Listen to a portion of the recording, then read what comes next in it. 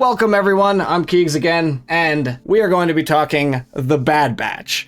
So I'm here with Ben. Say hi, Ben. Hi. And I didn't realize at first that this was a three-part episode, so I watched the first two, and I was like, okay, pretty nice. And then today when I got home and we were talking about it, I looked it up and I saw that there was a third episode, and I was like, oh man, I need to watch that quick. So the fact that you pushed this back actually helped me finish the final episode of the opening. But what did you think? What did you think of all these episodes? I'd like an overall opinion of everything that's happened, and then we can kind of go episode by episode. I really liked it. I liked it a lot. I thought they were great. Like, I don't really have anything negative to say about them. I have one nitpick, and it's a nitpick, right? So it's not a big deal at all. But I really enjoyed them. I thought the whole story was really tight. So I guess that's my general impression. Yeah, I thought so too. The first two episodes were really just set up, I think. And the third episode, I think we got some actual plot. I think I liked the first episode the best, actually, because it just felt they did such a good job of portraying the passage of a little bit of time and the monotony of the routine and just kind of how inescapable the whole situation felt. Yeah, I absolutely. And I really like how they laid all the pieces out and how everything felt really tight in a logical plot sense. Yeah, it looked awesome too. I feel like the graphics look better every season, but maybe it's just been so long since I've seen the old ones. Well, the first two seasons do look really good, but I would say this probably does look even better. I think they definitely the scene with Palpatine. I noticed it felt like all of the reflections were absolutely perfect off the helmets of the Royal Guard. Yeah, no, they looked really good. I feel all the lighting and all the particle effects, I feel gotta level up. Yeah, I also like that Omega has aged a little bit. I mean, that was kind of one of my complaints of the previous episodes, is she was 12 years old and she kind of felt 12 years old, but I feel like they've done a little bit of legwork, even if she's not significantly older, that she's starting to grow a little ponytail there and she feels a little bit older in that sense. Yeah, I think some people did the math and looked at the number of notches on the wall and stuff, and me and my wife were trying to count them real quick as they went by too. I'm like, okay, how many days is that? I was like, is that at least 3 months? I got before I stopped. What is the general consensus of people? Yeah, it's about 3 months, or maybe a little more than that, 100 days, 3.5 months. Okay, yeah, that's kind of what I was thinking, somewhere around there. I was like, how long does it take a girl's hair to grow 2 inches? I was trying to break it down all technical, but I wish they had gone a little bit more. I would have been cool with a whole year or something, of that. Yeah. Where they just really kind of doubled down. I mean, there's no reason that they have to stay within the first year. I think you could age him up even a little bit more, but it's fine. I think she's getting a little more mature. I say that, but then she just kind of had a very half-assed escape plan. You had 3, 4, 5 months to plan something and you have nothing in the works. Yeah, pretty improvised. So improvised. You didn't have anything that you're maybe this. I mean, I guess you had Bracker? I can't remember. What's the dog's name? I don't remember, I'm going to be honest. I think it's something like that. I guess she knew that. But it didn't feel like she was planning to go out that way. She just improvised it the day of, right? Maybe I'm jumping ahead of myself. Let's go back to episode 1 here. So this episode is really just showing that now that Omega has been captured, she is on this daily monotonous routine of helping the Imperials kind of figure out the secrets of cloning. And not just cloning, but they mention it in this episode and other episodes too. They say M count, which is, I mean, obviously midichlorians is what they're referring to. And I wonder if, are they just trying to avoid the word midichlorians? Is that what we're doing? Or are they trying to be all mysterious? So that is actually my one nitpick, is not the presence, because I don't have any issue with midichlorians. It's them calling it M count. I just trying to be purposely vague. It's everyone knows what they're talking about. So I'm one of two ways about it. Maybe midichlorians is kind of a mouthful. M count, I could see that being logical shorthand in universe. Sure. Because they've already done it before in Mandalorian, and true. so that tracks. Part of me still has this feeling, okay, are they really still scared general audiences care about this? Like, I really think that I think almost they're still scared of that. Yeah, because like we've kind of been getting a lot of prequel stuff lately, but also it's mostly been centered around the TV show, not like the live action stuff. And that's only really like just started with Kenobi and then Ahsoka and stuff with live action Anakin. So maybe it's not really a big deal either way. I just think it's kind of funny. I'm like, just say midichlorian. Like, we know that's what you're talking about. Like, I don't know, but it's okay. I can see that being shorthand. Yeah, I can. It's sometimes it's just like they should have just said the reactivity rate or sensitivity rate, you know? Yeah, force sensitivity transfer. That's also kind of a mouthful. Like, and that's what I'm saying. It could literally just be shorthand, and that's the only reason they're doing it. Yeah. And I prefer this to them just saying the Force, because the Sith are like really into like the biological pursuit of immortality and stuff like that. So I like that angle, and I like that they're keeping that and they're not just pretending like it doesn't exist. So if they're gonna do it away and not say the word, I guess this is fine. I don't know. I just feel like they could just say it, and it's no one really cares. I feel like I got you. An exec at Disney maybe cares, and that's the only person that cares. I feel like it stood out to me, like we're talking about it now, so it's almost drawing more attention to it, you know? Because it feels like they're avoiding saying the word. Yeah, it feels like they're just straight up trying to avoid it, and now I'm noticing it, whereas if they just said that, I wonder if I would be fixated so much on that detail. Yeah, I know, right? Like, if they just said it, I wouldn't even think about it. I'd be like, oh, that's actually cool that they're bringing it in. And it makes sense for this to be the approach that they take. If anyone's going to use the M count, it's going to be the scientists, right? So, like, it makes the most sense. Like, why did they... Like, Qui-Gon had, like, a measure for that. So he was able to measure Anakin. So someone invented that for some reason, but we've never seen like why they even need that, because when the Jedi usually show up to like pick someone up, they just know that they're a Jedi because they're like throwing blocks around or something. The alternative explanation, and again, like, I feel like this doesn't matter enough for how much I'm talking about it, but the alternative explanation is that the scientists don't know what midichlorians are, that it's like a Jedi like Force institution piece of knowledge. So all they know is that the M count, that number that they're saying, isn't being transferred correctly between clones, and that's all they know, and that's all the Emperor's told them. Interesting. So you think this is like a closely guarded secret that the Jedi, Sith, Force users have, is something that, you know, they know how to measure it and they know what they're looking for, but when someone that's not in that realm or scientist or anything look at it, they just see kind of like, oh, here's a blood cell count or something. They don't know what the M stands for. It's just another chart reading to them. Right. So Palpatine gave them the tools to track this, to track the midichlorians, but it doesn't mean they necessarily know what it is. That would make sense. I mean, I would be happy with that explanation. Yeah. So I think like if that's all they know, then like that's fine. Yeah, makes perfect sense. It'd be kind of weird that Palpatine would call it the M count if he doesn't want them to know what it is, but I feel like it's a reasonable explanation. Yeah. So as soon as she got there and I saw what they were doing and everything, and honestly, maybe I even thought about this at the end when she got captured by the dude and I realized they were making clones, was my first thought was, Omega's probably Force sensitive, or, you know, has a high M count, whatever that is. So maybe that it's not an exact correlation. Maybe it's just their ability to potentially take Palpatine's essence, which sounds really bad when you say it like that. But do you think it's possible that Omega becomes a Jedi? Or, you know, something akin? So that's what I'm actually wondering. I don't know if she has a high M count or not, because it seems like what they're testing for is like just the ability rate?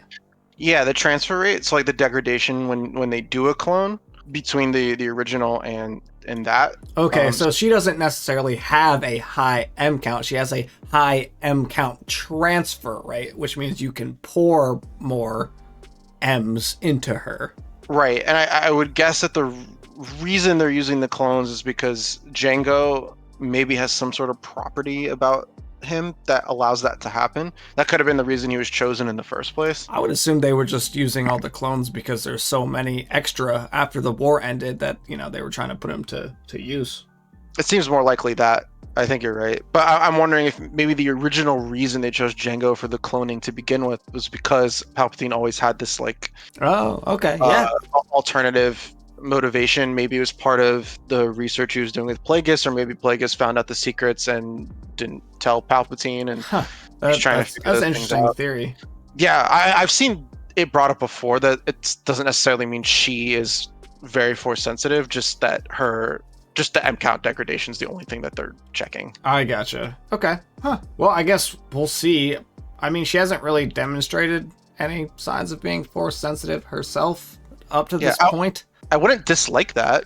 No. Don't think that that's where they're going with it. Yeah, I don't think so either. It would make more sense to me how she was able to hang with the Bad Batch for so long as like a contributing member if she was force sensitive, you know. Well, she is still a clone of Jango Fett.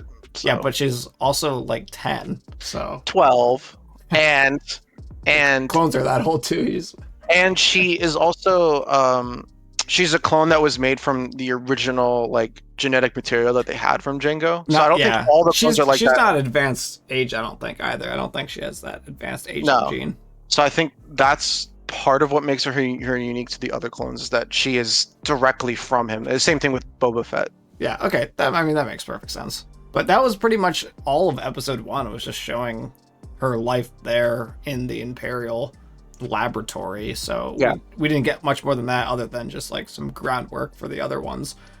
She does see Crosshair obviously in there, and he's a prisoner. But anyway, you have anything else to say about this first episode? I just thought it was really good, and it was all set up, but I feel like we did a really good job of getting us into Crosshair's head, even what little we saw of him, especially Omega. And I really, really enjoyed that. And also just like learning more about the Empire, how messed up it is. And like, I feel like even in episode 2, we get even further into how messed up it is. Yeah. And the Doctor and everything. Like, I don't know. It was just really interesting. And had like this whole mood about it. It almost felt a little bit like the prison scenes in Andor. Yeah, I had that exact same thought of, you could see the similarities, which I think is a great thing to have that kind of crossover and consistency between different Imperial laboratories or cells or whatever. Yeah, I appreciated the seriousness that it was treated with, but also how everything was set up and laid out. Like the layers of security that they had were like really intense and felt really appropriate for what they're doing. Yeah, absolutely. I really like that. Yeah. So getting into episode 2 now, that's where we get Hunter and Wrecker, and they are kind of going to extreme lengths, it feels like, to find Omega.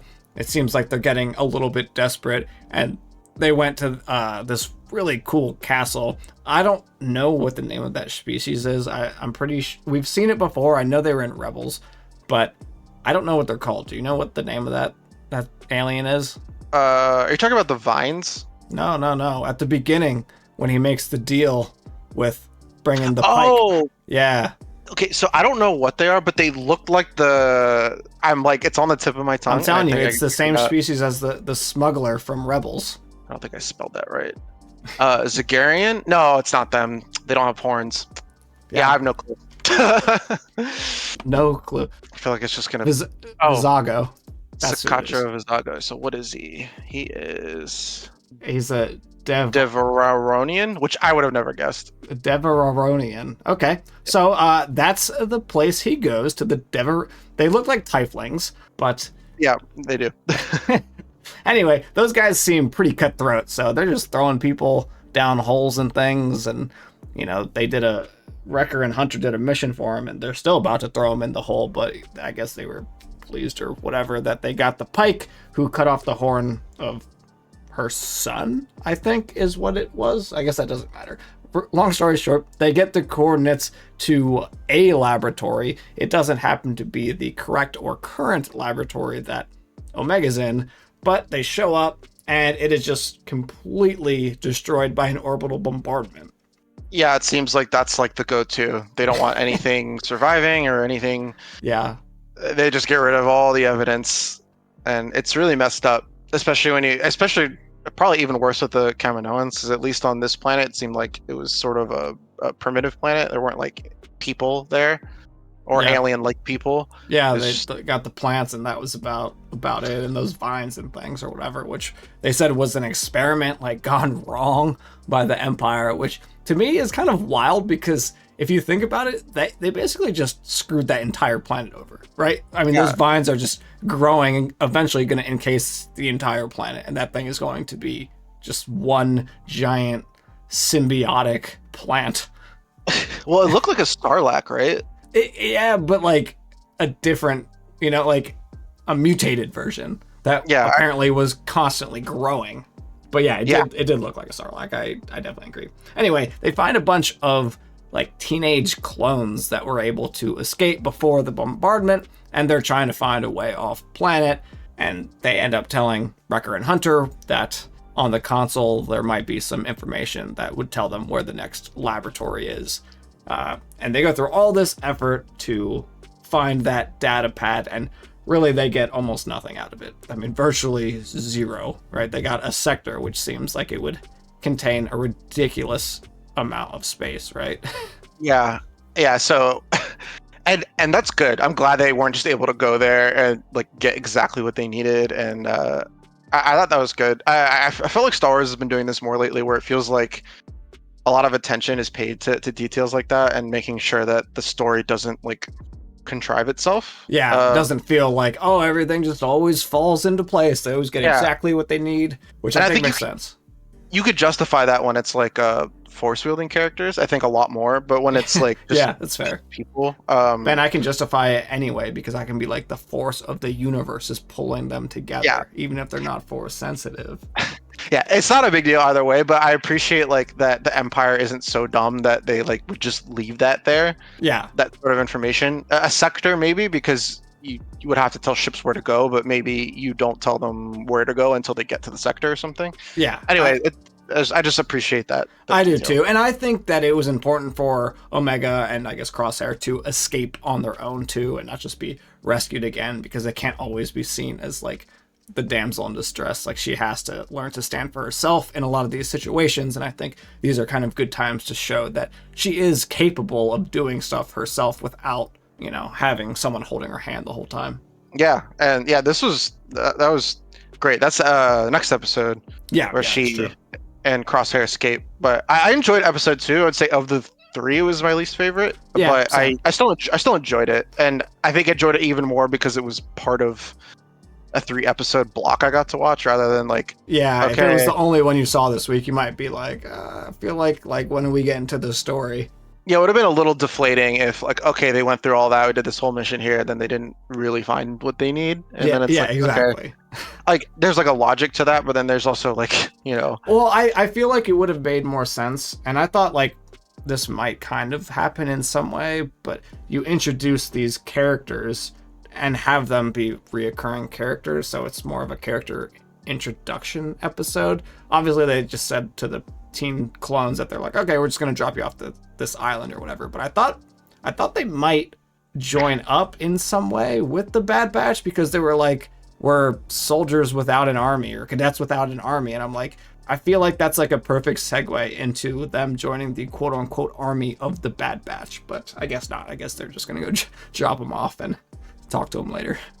Well, there's also like the element of like, they were bred to do that, so I think it's good that they're not just immediately pulling them into something. They could choose to do that later if they want to, but now they actually have some sort of agency in their life, and they don't have to be soldiers. That's definitely true. Like.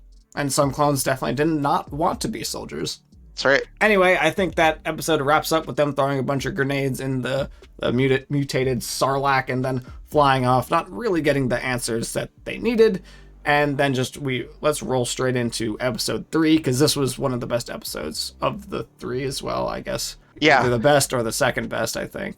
It's a toss-up between this one and the first one. One thing I did like about the second episode real quick was actually that just Wrecker and Hunter, I like that Wrecker was the one that like was the voice of reason. Caution. Like, I don't know, that was really cool. And I like when stories do that, where they take the character that normally behaves a certain way and then actually has them learn something and be like, hey, maybe we shouldn't act like this last time we did this, you're absolutely right. I totally forgot about that. But you're right. He mentioned the last mission they did, and they're like, hey, last time we did this, it didn't work. So I love to see that kind of character development too, and see him, like you said, learn something from what they've done and what doesn't work, and don't just keep trying to do the same thing that's not working. I think that's great. I also want to touch on that.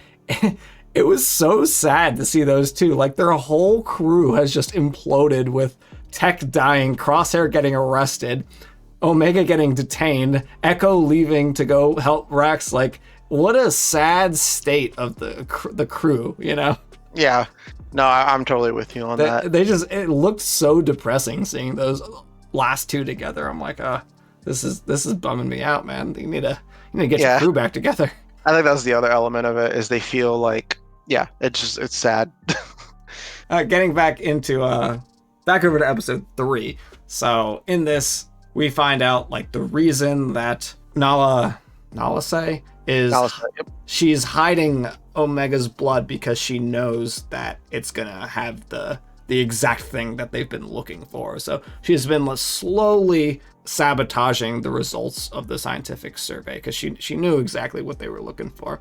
So what I find really interesting about that is, one, the Empire doesn't know why Omega's special, and we as the audience don't know why Omega's special, aside from the one thing we know about her being a non-rapid aging direct clone of Jango Fett rather than like and also a female version. Yeah, and also a female version. And so that, to me, the fact that Nalase knows that, she was already checking for that sort of thing. She probably knows what midichlorians are. That's true. You're probably right. And that's where I'm like, okay, well, maybe she is force sensitive, or maybe she's not just a clone of Jango. Maybe there's something else in there. Yeah, maybe she has a mother. Whoa, that'd be wild.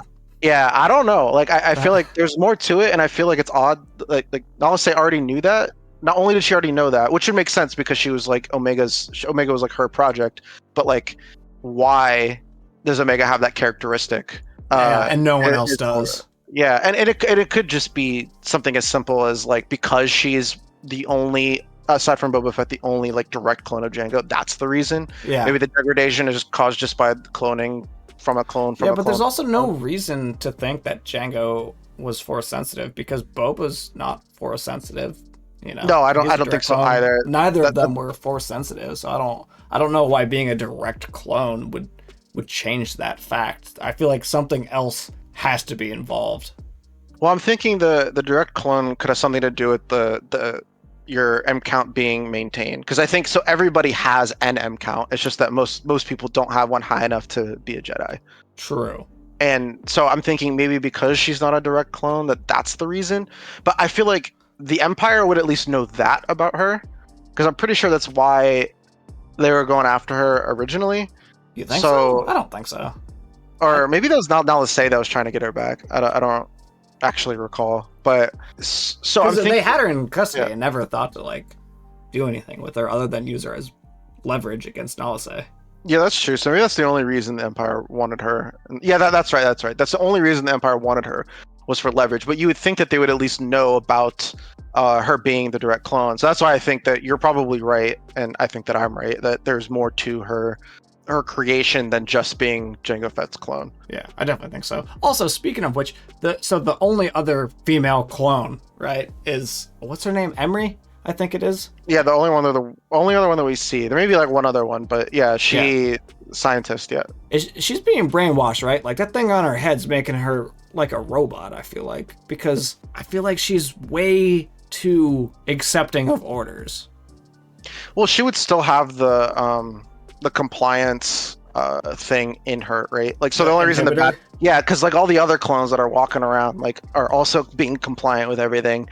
And true, you're right. Probably still has the chip. Yeah, you're definitely right. It just felt like they kept setting us up for her to rebel, and I think she still will. I think that is still on the table. I think we saw one small act of defiance actually when she gave the toy back. Right? Yeah, she gave it back to Omega. So maybe that was like that was laying the groundwork. But I thought that she would, when Omega and Crosshair were trying to escape, that she might let them go or something, or like give them a head start before calling it in. But she was jumping on that trigger pretty quick. Yeah, I'm actually glad that they didn't, because I think that'll come for a more important time.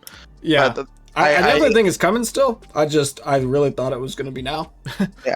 Which makes me think like she's being brainwashed, but you're probably right. If she has the inhibitor chip, she probably is being forced. But, she's someone that asks zero question. Every time someone says something like that is higher ranking than her, that says something to her, she's just like, okay, sounds good, and just does it, and then never asks any further questions. Omega's like, well, who's coming? And she's like, I don't know. He didn't tell me. I'm like, okay, well, you didn't ask. Like, it seems an important thing. Yeah, I guess she's just following orders, She's just very, very compliant. But most of the clones are. It just so happens that in this show and with Rex and a couple other ones that we happen to follow clones that are not super not like compliant. That. I would gander maybe even the reason Rex was able to break the conditioning was because he spent so much time with Anakin and Ahsoka, who didn't follow orders ever. Think a little differently.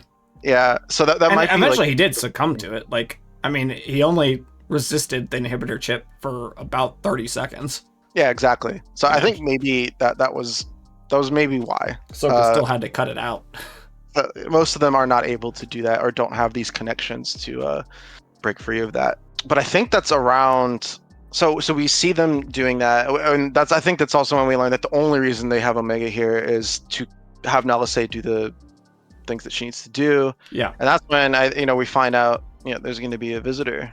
Ooh. And I was like, okay. As soon as they said that, I was like, it has to be the Emperor. If it's not the Emperor, it's Darth Vader. If it's not Darth Vader, it's Thrawn. Oh, that's wild. I didn't even think about Thrawn, but I did think Vader. I thought maybe it could be Vader. I could see that as a possibility, like him doing like a routine inspection or something. But I mean, it made obviously total sense that the Emperor showed up, since this is kind of his pet project. Do you think Vader even knows about this project? No, I don't think he does. I don't think so either. I get the distinct impression that he might not be on board with that as much as Palpatine might want, even though he's like pretty subservient right now. Yeah, at this moment he's maybe his most subservient. Even still, I still think he might be like, that's something I need to keep an eye on. Like that. Yeah. That could be trouble. Yeah, absolutely. I would just guess that even if he did get wind of it, Palpatine would be like, you'll know when you need to know, type thing. Yeah.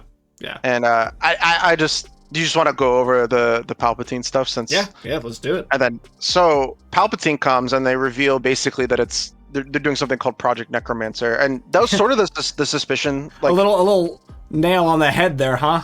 With the naming convention, you couldn't go anything a little more subtle. Yeah, just not at all. But let's go with Project Resurrect the Emperor if he so dies at any point, so I can put his soul in there. Yeah, but though that's assuming that any of them know that's why he wants to do this. They don't necessarily need to know about the soul transfer technique to know that, to obey basically Palpatine's order that, okay, you need to get a clone that retains the M cell count, basically. Yeah, absolutely. And eventually that would lead into a clone of himself. So I really like this, and I would like this even if it didn't tie into the sequels. So I've seen some people like. Actually, first, before we get into all that, what did you think about, I guess, that reveal? The reveal that Emperor was showing up, or that it was his clone? Showing up, and that Project Necromancer. Though, I don't know if we know it's his clone. They didn't show us. Okay. Well, anytime the Emperor is on screen, I think it's pretty awesome. So I loved it. When he comes out there, his royal guard just looks badass. You got the fog coming out and everything. It looked really cool. This is exactly what I thought was happening here with the clones, was that it was going to be the test subjects or whatever that ends up in all those weird vials on Exegol from 20 years from now or whatever, 30, 50 years, I don't even know. It's a long time from now. So I wasn't surprised. That's exactly what I thought it was. It was nice to have the confirmation, but I definitely think they're doing clones, maybe not necessarily of Palpatine's body right now, but I definitely think they're just using any samples they can to get the desired results, because I don't think Palpatine really cares about the body that he would be inhabiting as long as he had full autonomy over it, So he would probably find it a fresh take to have a new body. He'd probably like that because his body is pretty decrepit and old right now, so he'd probably like another body anyway. But that's younger, yeah. Yeah, younger, more spry, looks a little better, isn't completely deformed. Yeah, no, I totally agree. And this is something that Palpatine would do, like, anyway.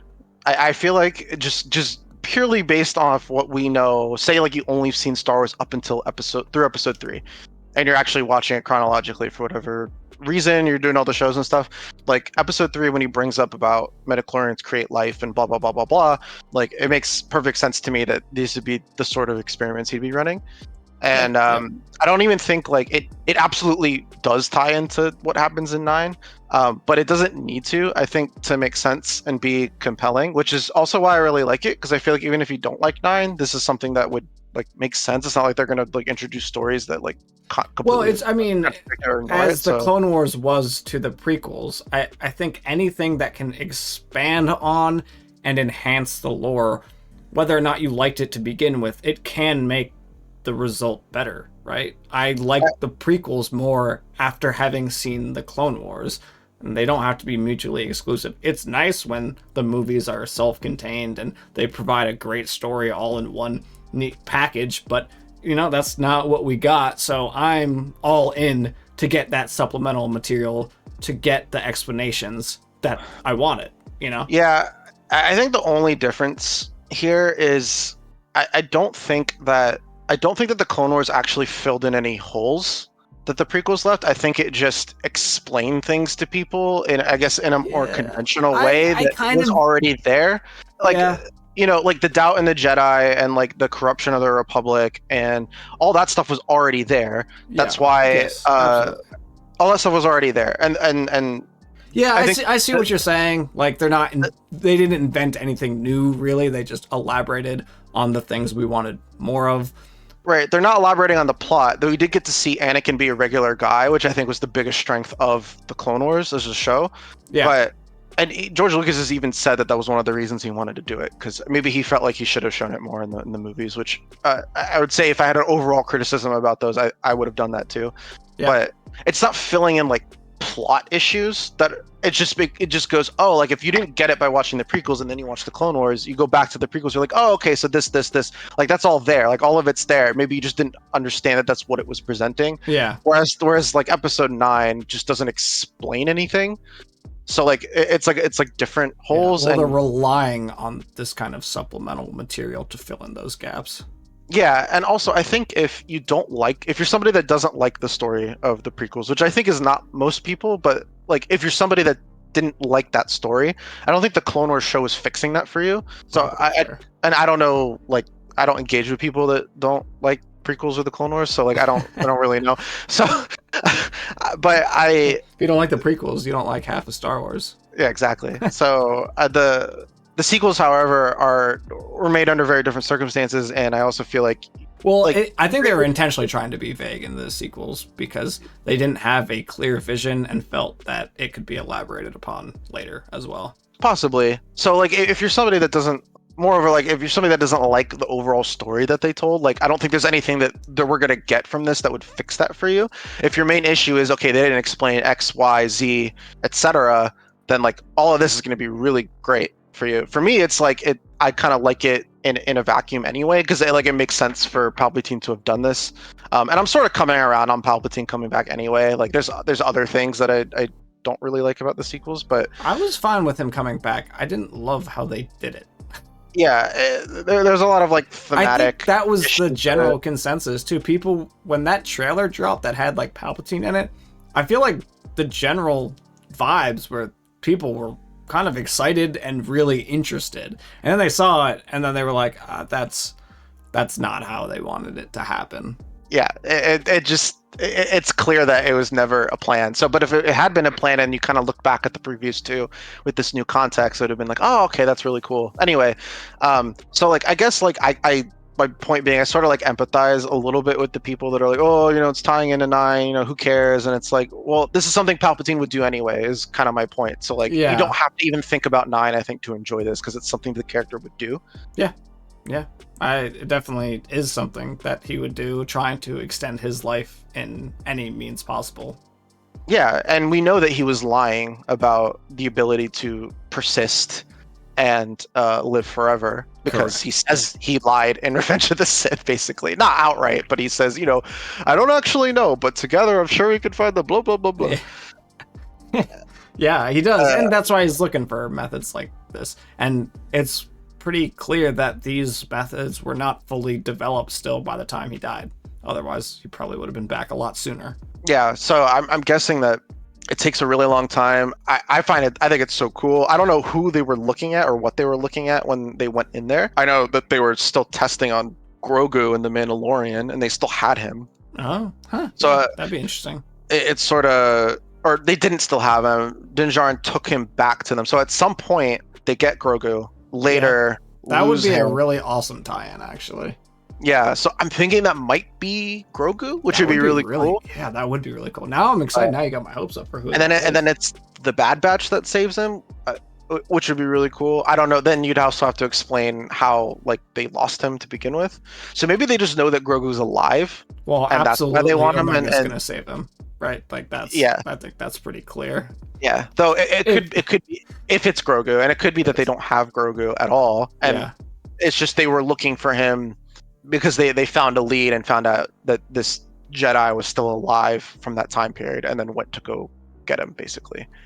Interesting. Yeah. So I didn't even have that thought when I was watching it, but now that I'm thinking about it, that would make a ton of sense.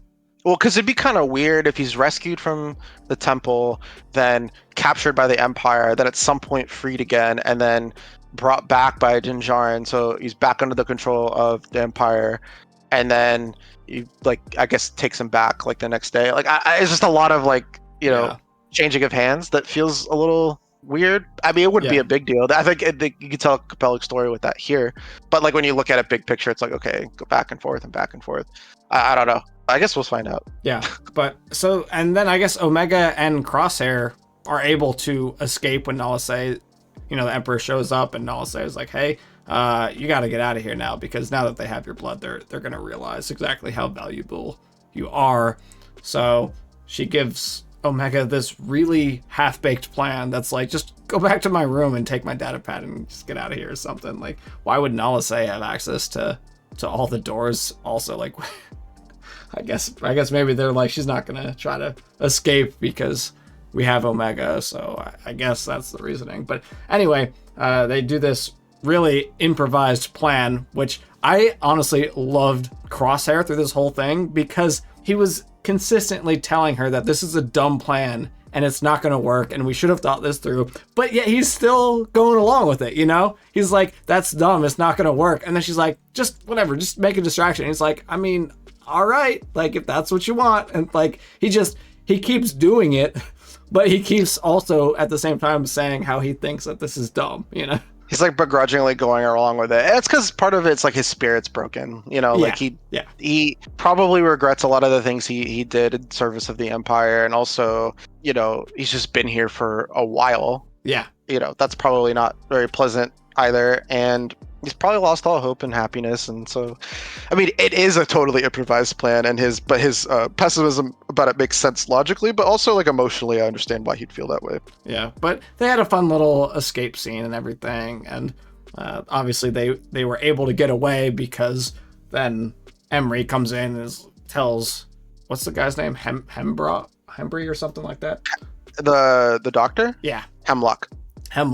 So she tells Hemlock that Omega is the key, and she's got the M transfer raid and everything, so like, you probably shouldn't destroy that. So he calls it off, and then they blast off. So I assume that now the next episode they're gonna find Wrecker and Hunter, since they're free and can theoretically go where they want or send a signal out or something. So I'm assuming the next episode they're gonna reunite.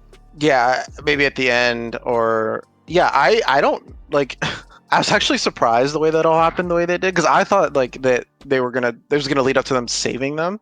Yeah. Like maybe like a few later episodes in, but this actually happened. Like, it's weird because I felt like they gave the perfect amount of time to everything that they wanted to set up here, but it also feels like this actually happened way faster than I expected it to, and that's not like a bad thing. It's just like, okay, I expected this to happen later, I guess. Yeah, like there's so much setup for the laboratory for them to only be there for 2 episodes. Yeah. And I think it's still gonna matter. They're gonna have to go back there for some reason. They're gonna. I think that they're gonna save Grogu. Yeah, or whoever, and you know, they're gonna be, or just, you know, the other clones, and they're gonna become embroiled in like whatever this is. Yeah. I doubt that the Project Necromancer is the only thing that's going on there, but it's probably the most important thing that's going on there. Yeah. And yeah, I really like how that all played out, because it was like he was just gonna kill them, which made perfect sense. Like he was trying to kill them, and he would have succeeded in killing them if she didn't come in and tell them like, hey, like she's the key to what the Emperor wants. Yeah. And then like, okay, we'll let them go, and like that made sense. Like I feel like the reason they let them go made sense. It wasn't contrived. It wasn't like they didn't just escape because the Empire is incompetent. They escaped because there was a legitimate reason to not try to shoot them down. Yeah, and I really, really appreciate that. So like I like accept a lot of story contrivances when like I understand there's like a limited amount of time you have to tell the story, and you can't like sometimes the most logically and technically sound explanations either would take too much time to tell and still be compelling, or they're not very interesting to like as entertainment, or as a story itself and what you're trying to do with it. You don't want to waste your time on it. Yeah, so that's why it's like, okay, why would Nala say have like access to all these things? Why would she be able to get anywhere she wanted with the data pad? And it's like, you know, like you could be like, you know, you make a big deal out of that, but it's like they have to have a shortcut somewhere, and I feel like they really picked all the good places to do that, and then have everything else really coherent. And it's something I felt with Ahsoka too, though. Ahsoka used its visuals to tell you these things, so a lot of people miss them. But overall, I really feel like lately Star Wars has been doing a really good job with this, and I really appreciate it, especially after, you know, Kenobi had a few contrivances that I thought were kind of annoying, and and obviously the sequels and stuff too. So I don't know. I feel like we're getting a lot tighter storytelling lately, and it's really awesome. That's all. Yeah, no, I definitely agree. And I'm definitely excited to see the rest of the season and where it all goes. I don't really have anything else to touch on with these 3 episodes. I really like them overall, and I thought it was a great setup to this season. What about you? What you got? Anything else that you wanna hit on? Yeah, I love them. I think they are gonna tie into like Project Necromancer is how he comes back in episode 9. You know, I think that they're gonna set that up more and more. And I think I'm gonna make a prediction that whatever that they were looking at in there, and it could have just been like some fetus clone thing, and that's why they didn't show it, because it's too much for animated TV show for, you know, needs to be like accessible to kids. I don't know, dude. That second episode was pretty scary. Those things were terrifying. It was. How young is the audience supposed to be for this? Because I feel like those were some alien ass looking monsters. Yeah, no, I agree. I think it's TV PG, so they can get away with a lot more, and no doubt probably hurts their ratings too. But you know, they want to make good content, tell the story that they want to tell, which I think is great. And so I'm gonna say it's not Grogu that they have. I'm gonna say, it is. This is really out there. I don't think that this is actually true, but I'm gonna make a wild prediction that it is Anakin's DNA that Palpatine is using. I had that thought too. He's got just like one of those severed limbs that Obi-Wan cut off. Yeah, or just like, you know, from when he was putting him back together in the suit, like just took DNA samples. He's probably already working on this prior to being the Emperor. Yeah, so, like back in the prequels, he started it. Yeah, that would be my guess, because he had people that knew he was a Sith. Very few people, but you know. Yeah, well, I think that was probably part of his reasoning for, you know, kind of manipulating the clone army to get the research going. Yeah, and so that's the other thing. So I think that the like Jedi sample that they're using is going to end up being Anakin, and that could have multiple purposes. Just a perversion by Palpatine because he was the chosen one for the Jedi and blah blah blah, or it could be that he's just so powerful that he wants to recreate him, but this time like as a Sith from the start. Yeah. And but somebody who has all of his arms and legs. I think he was planning on transferring his soul. He's not going to create someone that's stronger than him. He's going to create a shell that he can jump into. Right. I think you're right about that. So it wouldn't be to like have a new apprentice. I think it would just be to have a new body for him. Yeah, exactly. Because he could theoretically, you know, if that all worked out for him, he could reign forever. You know, he could just keep body hopping. Yeah, and I mean that's what he does in Dark Empire. And honestly, like, not to bring up Episode 9 again, but there's literally no reason to think that he's actually dead in Episode 9. Yeah, absolutely agreed. I'm sure there's another body somewhere on another planet. Yeah, like you can make some extrapolations about how Exegol worked and stuff, but like there's nothing in like the movie that we see that like tells us he is dead for sure. Nothing more than we saw in Return of the Jedi. Yeah, I mean he was like super dead physically in both. So yeah. Anyway, so that's like the first prediction I have. That's out there, probably not true. It's probably Grogu, or it's like the beginnings of what Snoke is. Well, Snoke is just a kind of a failed clone of Palpatine. Well, so in the visual guide, it says he's a strand cast, so he's like made up of a bunch of different DNA. Yeah, but I think it was still like part of the clone that Palpatine was going to try to hop into. Like he was made to be a vessel, well, I'm pretty sure. Possibly, but the way that they describe what a strand cast is that it's like an amalgamation of different DNA. Like it's not just a straight up clone of Palpatine that like mutated or something. It's yeah, no. Like I don't think it's a clone of Palpatine, but I think it was like created to be a vessal. Like he was trying to make a perfect person that he would be able to hop into. Yeah, I think so too. And and they only really have to tie into what is stated in the movies. So like there are some extra explanations in the books, but I think you can just ignore those in the novelizations. Yeah. Novelizations are always kind of like a dubious level of canon anyway. So, I think as long you could just stick with what is in the movie, and then that also offers a lot more room for whatever recontextualization you want to do. Anyway, predicting it is Anakin's DNA that they're using. Okay. You heard it here first, folks.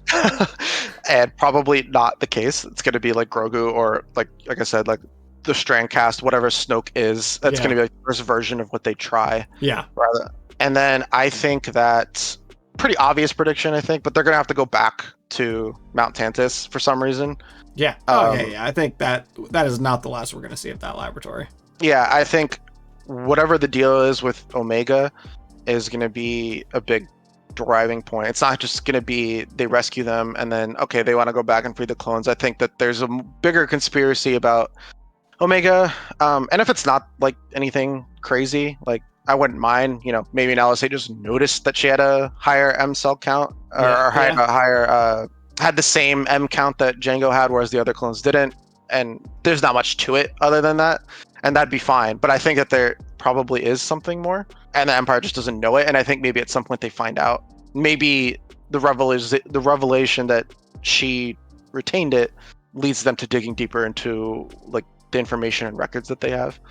So I think that we're going to explore that a lot. I could see us getting a couple of like regular Bad Batch episodes in the meantime, but I don't know, kind of like one-offs. But I'm not sure that they're going to do that. This all seems like pretty important. Yeah, I think there are 15 episodes though, so there's probably going to be one or two filler, I think. I think there will be a couple filler episodes, but I don't think they'll be filler in the sense that they don't have any value. They just will advance the overarching plot with the Empire. Yeah, and I think that's fine.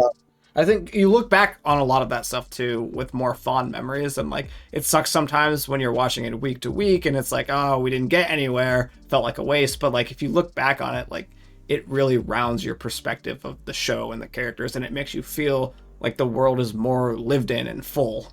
Yeah, and so that's something I appreciate about the way they used to do TV shows versus now, and something the Bad Batch is also doing in the way of the older style, is that you do have those episodes where the overarching plot isn't necessarily advanced, but you get to learn a lot about all the characters, and that kind of stuff is really important. And I think that's part of the disconnect for some people is like they're so focused on plot, and I think especially for these sorts of shows that are like really expensive to make, you don't have a lot of time to just like sit with the characters, but those are the kind of episodes that you really need, and something that's really benefited from television. I think it was a YouTuber, I think it might have been Eckhart's Ladder, that put it pretty well, is that a lot of shows right now, especially the Star Wars ones, are kind of made like this is like a 4.5 hour long movie as opposed to a TV show.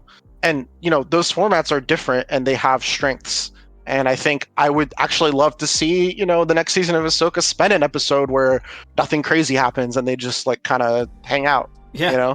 Yeah. And the thing about that too, especially I feel like in a show like Ahsoka, is you could do that so cheaply to add another episode of them just like sitting in a ship on like a single set or something, You pay the actors, but like you don't need any visual effects or anything crazy. You just, pay the actors to be on a set for a day or whatever, and it doesn't really affect the budget too much in that way. Yeah, I think in the case of Dave Filoni, he's probably not going to do that, just because the way that he writes is very like something. I think he writes the Bad Batch, doesn't he? He's a producer. I don't think he writes on it. He might write like an episode here or there, but gotcha. It's mostly the co-producer's show, to my understanding. And I think he's himself has even said that.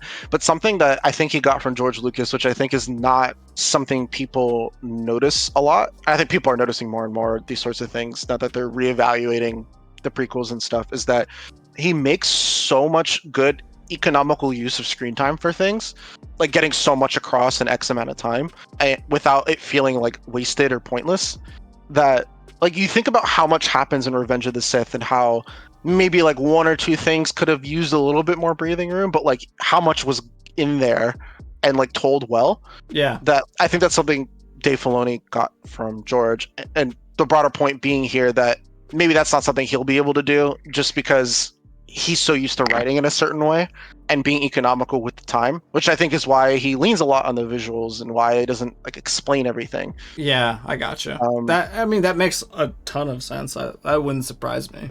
But yeah, I really enjoyed these three. Thought they were really good. My only nitpick is them saying M count instead of midichlorians, and that's a real nitpick. Like I wouldn't dock a point for that or something. Yeah. And well, good. I'm glad you enjoyed the episodes. I thought they were really good too. I liked them a lot, and I thought they laid a lot of good groundwork. So before we drone on for any longer, I'm going to bring this episode to a close. Say goodbye, Ben. Goodbye. I'm Keeks, and I will talk to you all next time for some more Star Wars content.